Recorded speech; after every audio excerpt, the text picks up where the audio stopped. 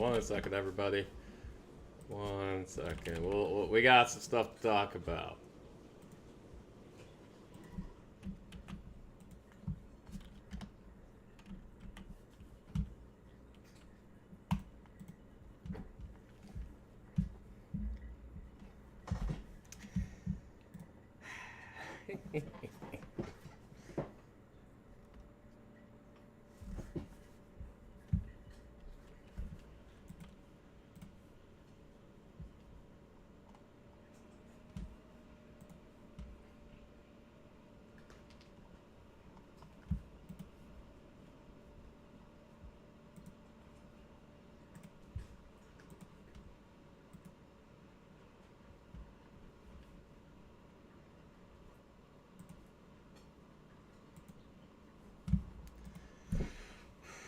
Alright, let's get started.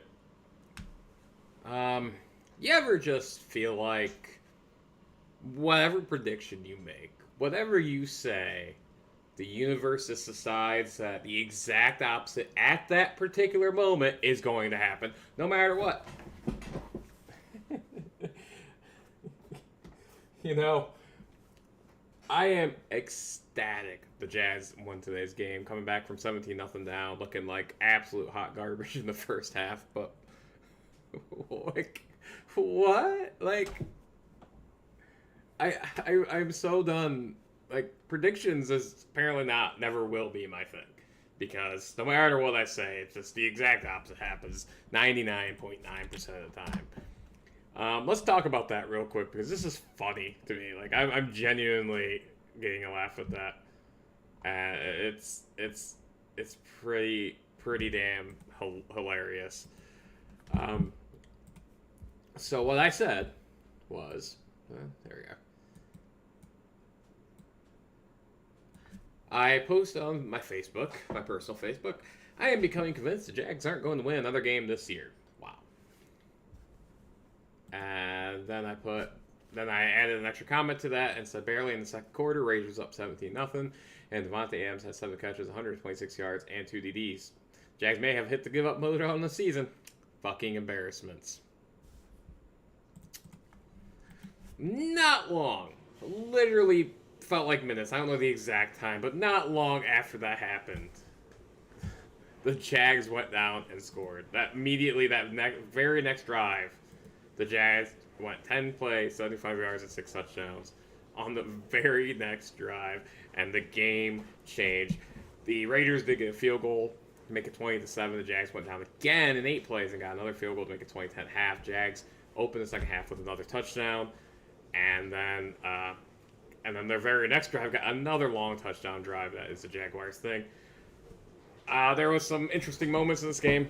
Tale of two halves, obviously. The Jags, once they got 17-0, outscoring the Raiders 27-7, which is unbelievable in its own right.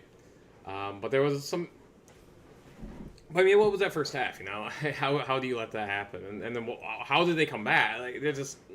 it's just not what I would have expected, and obviously predicted, and got made an absolute fucking fool by. Man. Oh man, that's beautiful. It's beautiful. It's something. Well, it's definitely beautiful. Not that there wasn't tense moments late in the game, because after a 3-and-out by the Raiders late in the fourth quarter, Jags get some first downs and get to the Raiders' 23-yard line and get to a 4th and 1. Now, you know, a lot of things you've heard this year, right, is, oh, teams shouldn't go for it. They should kick a field goal. You know, you see a lot of coaches who have gone for it in this situation, who have failed, get just railed on. The Jags, including it happened to the Jags, I think it was, last week or the week before? I think last week against Broncos, they didn't kick a field goal and they ended up losing by 3. Well, the Jags learned their lesson, right? We're going to kick that field goal. And because the universe is hilarious, they immediately missed a field goal. Hit the upright. Like, what is this shit, man? You can't, is this shit rigged? Is this shit rigged?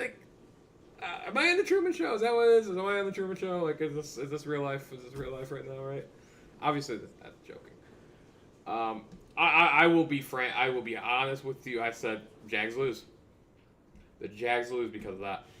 Because it felt right. It felt natural. Like that. That's the natural progression of this. Is the Jags miss the field goal, go up a full touchdown. The Raiders go down instantly and score.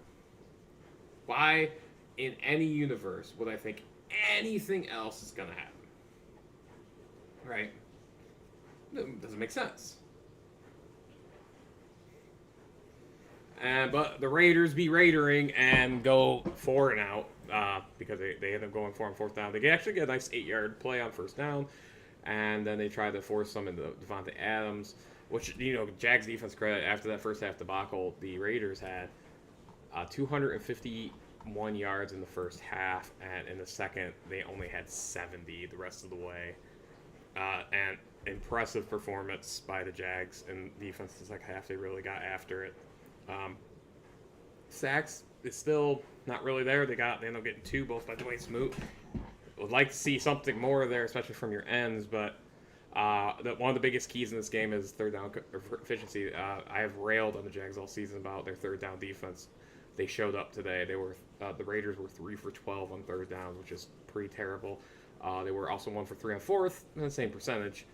The Jags were 9 for 15 on the offensive side of the ball, so the Jags had over 400 yards of offense and had points to show for it.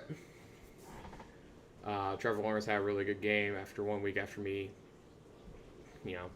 stating what I don't think was a unpopular opinion about, I have had discussions, and I still believe that. You're taking the rest of the season to really evaluate the situation. This game, you play better. This game changes nothing. It's a nice win. But one game doesn't change the outcome. The one thing they did do more was use Trevor Lawrence in the run game. Trevor had 53 yards on 6 carries. That's really good. ETN did not have a great average day, but he had 28 carries for over 100 yards and 2 more TDs, and that's the good part. He also only a couple of receptions, but that's okay. ETN really showing that he could be a lead back. Never a fan in today's NFL of a guy getting 25 plus carries consistently. That's a recipe for disaster. But right now, ETN is really showing he could do it. So, respect to that. But yeah, so as I mentioned, the Jags, going back to that fourth down, missed field goal. The Raiders immediately got 4 downs. The Jags get the ball again. And as fate would have it, they get another 4th and 1 from the 30 this time. I thought for sure that the Jags were going to go for this one. Like, it just did not make sense to try another field goal right after that. I need to add, I'm confused by something. On 3rd down and 7, the Jags ran for 6 yards, ended up having a holding penalty, and the Raiders declined, and the clock still stops in that situation. See, to me, that made no sense. Like, I don't feel like they should have to accept the penalty for the clock to stop. No? Because they decided that the penalty shouldn't exist, so the clock should start running as soon as played. I don't know. This is just a weird dynamic you don't see very often, and it's one of the rare rules that I just don't know. Maybe that is a rule for some reason or another. I guess in a way it may stop teams from purposely holding in that situation or taking the penalty to run time off. I get that. I guess that's something that you could definitely say. It's just weird. I was surprised by that, and I hadn't really seen that before, at least not like I can recall. Probably more accurately, I'm sure I've seen it. But that was weird. But the Jags decided to kick a field goal. They obviously really like Riley Patterson, and for good reason. He's been really good this year. In all honesty, he's actually had a really, really good year. And he comes in and kicks and rewards their faith, kicks a 48-yard field goal on 4th and 1 to go up 7. And A missed interception by the Jags, and then a missed catch by Devontae Adams, and on the Raiders' final drive, and then some chicanery on fourth down. Jags get the ball for fumble. Jags win, 27-20. Uh, I don't even like. That's just so wild to me that happened. You know, that's sorry, that had a hangnail I had to get rid of at that moment. It was bothering me. Um, Riley Patterson, for the record, for the season, he is hasn't kicked many, but he's 11 for 12 on the season, 91.7%, really good. And he's been good all over the field. He's 5 for 5 from inside 20, inside 30, from 30 to 39. He's 2 for 3. He missed one today, ironically. 3 for 3 from 40 to 49, and he's made a 50-yarder as well. That was a 52-yarder at one point. But and he's 15 for 16 extra points. So, you know, he's had a really, really, really good year for being a late, you know, pickup, waiver wire pickup, and everyone went, what are we doing at kicker? He's actually solidified his position. You got to give him credit. You know, they did the right thing. So what does this mean for the Jags as we head into the Week 10 bye? It's nice to go into the bye with win, especially, you know, losing 5 straight one-score games the way the Jags did. You know, you have that, you know, whataboutism or what could have been isms, and you know, like if two of those games are different, the Jags are 5-4, but it isn't. You know, they had multiple double-digit leads in those games, and they still lost 5 straight one-score games. Jags finally getting their first close win in 6 attempts, and ending that long losing streak is really, really good, really, really nice. You're glad to see it.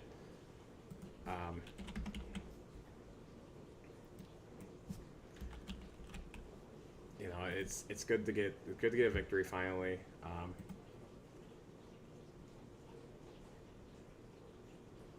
To finally get on the board there. 3-6 in the AFC, it's gonna be really tough to come back from that. You know, that 5-game losing streak's brutal. So I think any thoughts or grandeurs of a run here is probably incredibly unrealistic, if not impossible. Because Tennessee looks like they're going to run away with this division. The Colts are bottoming out bad. Houston's Houston, and teams that Jacksonville lost to, of course. And then, you know, the Jags probably, you know, they have the best point differential by like a mile in that division, and yet they're 3-6. Is what it is, though. You know, that happens, and you know, it's very unlikely the Jags can make a run here as the 7th seed team in the AFC right now is, you know, with 5+ wins. So you know, you have a lot of teams. You have 9 teams with 5+ wins. So, you know, unfortunately for the Jags, you know, as great as it is to think of this grand run, it's likely not going to happen. But hey, you know, get a few more wins. I don't want the Jags to have a tie pick this year. I know that's counterintuitive at this point, but we've had too many. It's just nice. I'd like to see a good end. And that's the other thing. The remaining schedule gets so hard. The next few weeks, you know, the Jags schedule looks brutal from here on out. After the bye, you have the Chiefs. Oh, I'm sorry. They're not going to the bye. I thought it was the bye. They're not. They got the Chiefs next week on the road, and then they go to their bye week. And then they got the Ravens. They do have the Lions on the road. Then they travel to Tennessee, and they got the Cowboys. Then the Jets on the road. You know, Jets looking really good. Then the Texans, they need to win that game. And then the Titans. So, you know, there's not a lot of games on that. You know, you see maybe 2 games right now. You're like, yeah, that should be winnable for the Jags. After that, it's a lot of probable losses, you know. So where I'd be happy about, steal a victory and get to 5. That doesn't even come close to what my offseason thoughts were. But, you know, I said this team needed to get to 6-7 wins for me to feel pretty good about, and they're not going to get there probably. You know, I'm sorry. They steal one and win those 2 games, and then they get to 6, not 5. I'm dumb. I can't do math. Then you get to 6. Then you get to about where I was hoping coming into the season, where I thought I would be, improvement and respectable. They could already be there, but it is what it is. So that's that. That's all I really got to say. Again, they made me look foolish in fairly hilarious way, admittedly. Looking at this game once more. I think today proves the Jags have abilities. There's talent on this squad. They didn't back down. You like seeing that. I thought they gave up. I thought it was over. I was like, yeah, it's done. It's done. I mean, it's they come out so flat after everything that's happened. Raider, they forget to cover Devontae Adams. He goes off in the first half. You not expecting that, obviously. But but we'll call it here. Again, probably not doing this after losses, but because I expect quite a bit. But I just wanted to get on here because if nothing else, to own how foolish I looked, to own it. You have to own it when that happens. You can't run from it. The Jags made me look foolish today, and I'm okay with that. But this has been Christopher with Lunchroom Syndicate. Make sure you watch our latest video that posted on the all-time team when we did San Francisco many months ago, and tell us what you think. Go to that video and tell us what you think. That was a fun video to do at the time and to go back and edit, so that was cool. But you should check that out. Do it right now. Until next time, though, Christopher with Lunchroom Syndicate. Deuces.